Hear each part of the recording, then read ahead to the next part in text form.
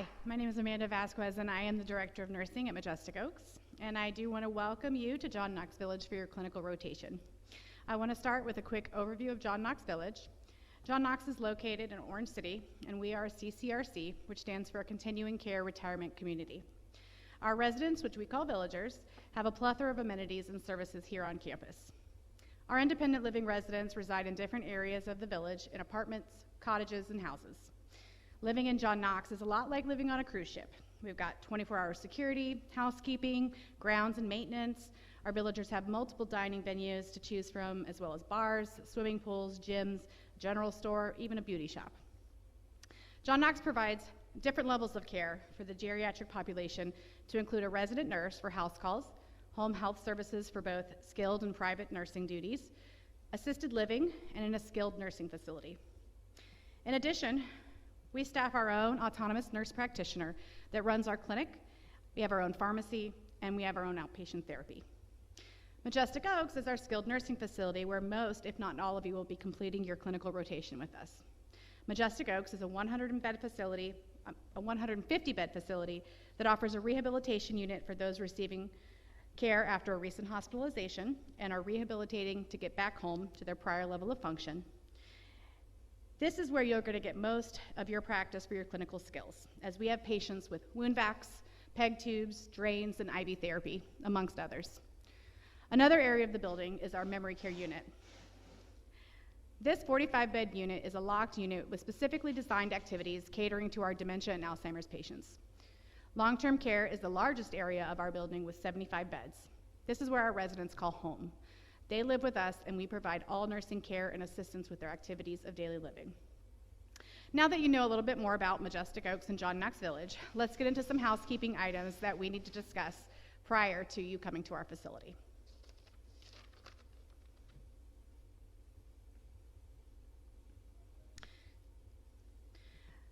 So again, like I said, John Knox is a continuing care retirement community. We provide different levels of care to our geriatric population, including resident nurse, home health, assisted living, skilled nursing. Our services on campus include security, housekeeping, maintenance, health clinic, pharmacy, dining, and activities. So, resident rights, a big part of what we do. So, our residents all have the right to have private and uncensored communication. They have the right to present grievances and recommend changes in our policies. They have the right to organize and participate in groups. They have the right to manage his or her own financial affairs. They have the right to refuse medication and treatments as long as they know the consequences. And they have the right to privacy in treatment and caring for personal needs. In addition, they have the right to be treated courteously, fairly, and with the fullest measure of dignity. They have the right to be free from mental and physical abuse, the right to choose their own physician and pharmacy, the right to retain and use personal clothing and possessions, and they have the right to be notified prior to a room change. Preventing abuse, neglect, and exploitation. Affirmative duty. Duty by law. It is your legal responsibility, even as a nursing student, to report anything that you become aware of. You must report to your instructor immediately. The instructor will notify the facility management. So why is it so important to report immediately? Well, it is a safeguard and security to the residents, and that is our priority, and it's the law. So, abuse, neglect, and exploitation. So all allegations involving abuse, neglect, exploitation, or mistreatment, including injuries of unknown source and misappropriation of residents' property, should be reported immediately to your instructor, who will relay the allegations to management. The facility has 2 hours to report an allegation that involves abuse or results in serious bodily injury. All other allegations need to be reported within 24 hours. Agency of Healthcare Administration, ACA, and Adult Protective Services, APS, are to be notified on all allegations, in addition to the law enforcement officer if there's a suspicion of crime. Abuse. So what is abuse? Abuse is the willing infliction of injury, unreasonable confinement, intimidation, or punishment with resulting physical harm, pain, or mental anguish. Abuse also includes the deprivation by an individual, including a caretaker, of goods or services that are necessary to attain or maintain physical, mental, and psychosocial well-being. Instances of abuse of all residents, irrespective of any mental or physical condition, cause physical harm, pain, or mental anguish. It includes verbal abuse, sexual abuse, physical abuse, and mental abuse, including abuse facilitated or enabled through the use of technology. Neglect. The failure of the facility, its employees, or services providers to provide goods and services to a resident that are necessary to avoid physical harm, pain, mental anguish, or emotional distress.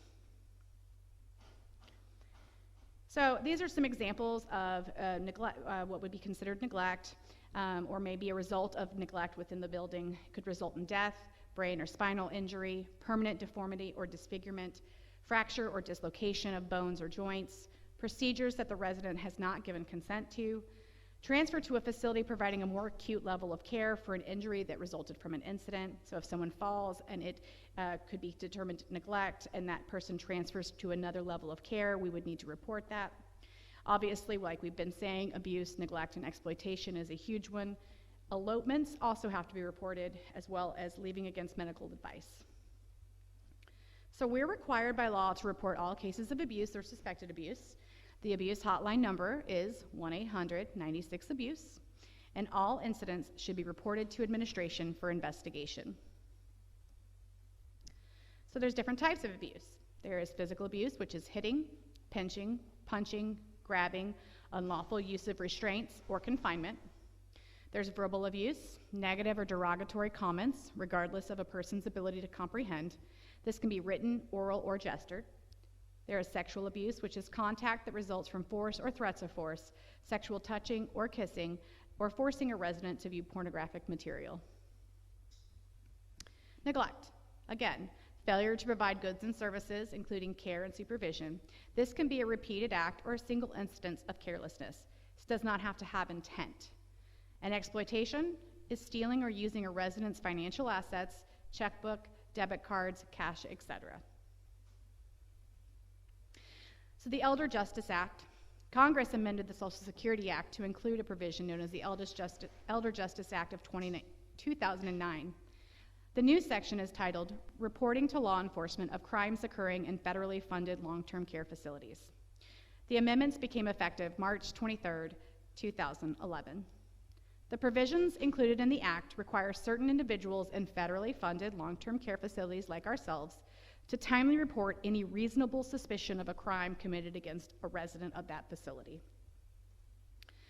There are things that we are responsible for as a facility, which include to notify covered individuals annually of their reporting obligations. That's why we're having this orientation. To prevent retaliation if an employee makes a report. To post information about employee rights, including the right to file a complaint if a long-term care facility retaliates against anyone who files a report. The reporting obligation of crimes themselves fall on the covered individuals, not the facility as an entity. Owners, operators, employees, managers, agents, or contractors of a long-term care facility are responsible to meet the reporting requirement. So everyone has an individual responsibility to the Elder Justice Act as well. Everybody's individual responsibilities include ensuring the resident's safety, staff witness is to contact the administrator immediately, filing a report, which is assisted by the facility to do so. If there is a significant injury to the resident, the notification must be made within 2 hours of the incident, but if there is no significant injury to the resident, the notification must be made within 24 hours of the incident. If the suspicious crime involves abuse or neglect or exploitation, the facility is still required to report. Hand washing. So our infection control and prevention, we really take our hand washing very seriously, and this is going to go over quickly a couple of things and tips for your hand washing while you're in the facility. So when should you wash? When your hands are visibly dirty, contaminated, or soiled, wash with non-antimicrobial or antimicrobial soap and water. If your hands are not visibly dirty, you can use an alcohol-based hand rub, and you should do so routinely to decontaminate your hands. So when do you wash? You wash at the start of your shift, before and after performing any invasive procedure, before and after entering isolation precaution settings, before and after assisting a resident with meals, before and after assisting a resident with personal care, before and after inserting an indwelling catheter, before and after changing a dressing, upon and after coming in contact with a resident's intact skin, before and after assisting a resident with toileting, after blowing or wiping your nose, after contact with a resident's mucous membranes and body fluids or excretions, after handling soiled or used linens, dressings, bedpans, catheters, and urinals, after handling soiled equipment or utensils, after removing gloves or aprons, and of course, after completing duty. Cough etiquette. We need to make sure that we are covering our mouth and nose with a tissue if we're going to be coughing or sneezing. Make sure that we're depositing that waste in the nearest waste receptacle. Perform hand hygiene. Again, hand washing with non-antimicrobial soap and water, an alcohol-based hand rub, or an antiseptic hand wash, after having contact with respiratory secretions or contaminated objects and materials.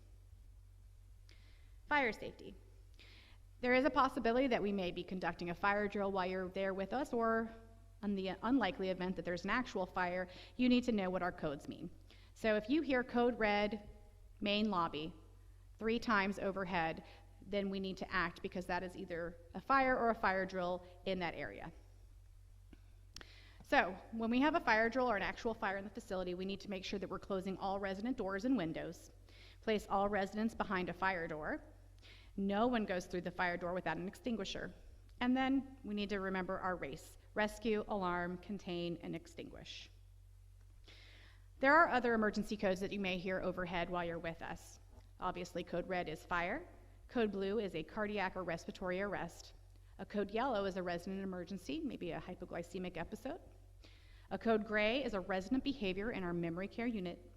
A code green is an elopement or a missing resident. A code orange is a chemical spill. There's also an emergent lockdown and an active shooter that would be called out just as it is. HIPAA. Our goal is to safeguard protected health information.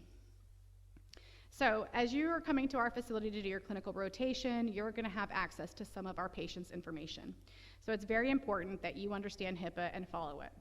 So you need to be aware of where you are and who is listening. We should be avoiding that elevator conversation and talking to our peers about the patients that we've taken care of unless we're in a secure area. We need to avoid leaving out report sheets, lab report results, or any other medical information.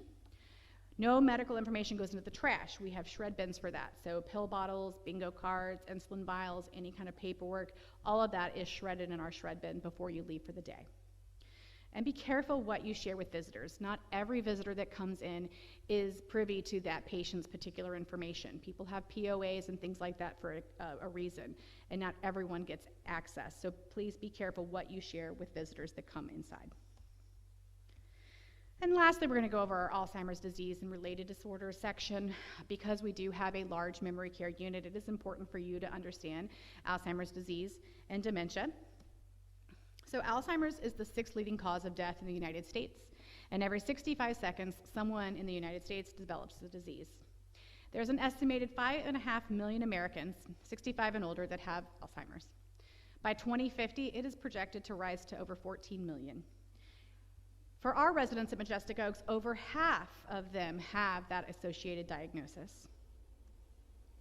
So when you're working with an Alzheimer's resident, make sure that you are working with each person as an adult deserving of respect. We don't talk in baby talk or like a child. We maintain a clean and simple environment. We pay attention to each person's reaction. We encourage independence. We're going to keep a regular routine for that patient. We will stay flexible and patient, use simple, clear communication techniques, accept the person who cannot perform their own assisted activities of daily living. We don't talk about the person as though they're not there, and we break tasks into small steps to match that person's ability. Sometimes slowing down is the fastest way to accomplish something. This is very true when dealing with Alzheimer's and dementia patients. So there's things that you need to understand about Alzheimer's and dementia, and there's behaviors that are associated with those. So you may witness some of these behaviors. So aggressive behaviors include screaming or yelling, cursing, making strange noises, hitting, pushing, scratching, kicking, biting, and grabbing things or people. Usually those behaviors are actually caused by a trigger. Alzheimer's and dementia patients can't always communicate exactly what their needs are, so they have a hard time making that point. So some of these triggers may be things like hunger or thirst, pain, not understanding what's happening, so maybe they're afraid, depression or other psychiatric illness, a medical illness, maybe they have an acute UTI or upper respiratory infection that's causing them to act out of character. They may not have gotten enough sleep the night before. We may have changed their routine. And if there's environmental noises such as large crowds or a lot of people talking at the same time, that can also trigger behaviors. So there's something called the CARES technique, and it is exactly what it sounds like. So for those patients, we like to use a calm approach. We want to comfort them. We want to see if they're hot, they're cold, maybe they need to wear a sweater and add a blanket. Their ADLs, maybe they need to go to the bathroom and they don't know how to tell you. So we offered a toilet or reposition them in bed. Relaxation, offer to lay them down or change them to a more quiet location. Exercise, taking a resident for a walk. Snacks, offer food and drink. And I can tell you with our memory care patients that 90% of the time it is the snacks that win them over. They love the Oreo cookies. So now that you know a little bit more about Majestic Oaks, I just want to give you some important points. So, as far as parking goes when you come for your clinical rotation, make sure you park on the side of the building, as the front of the building is reserved for all of our visitors and guests. Bring your lunch, and although we have great dining services here at John Knox, unfortunately they are not open to students. So thank you all for your time. We look forward to seeing all of you and hope that you have an excellent clinical experience with us at Majestic Oaks.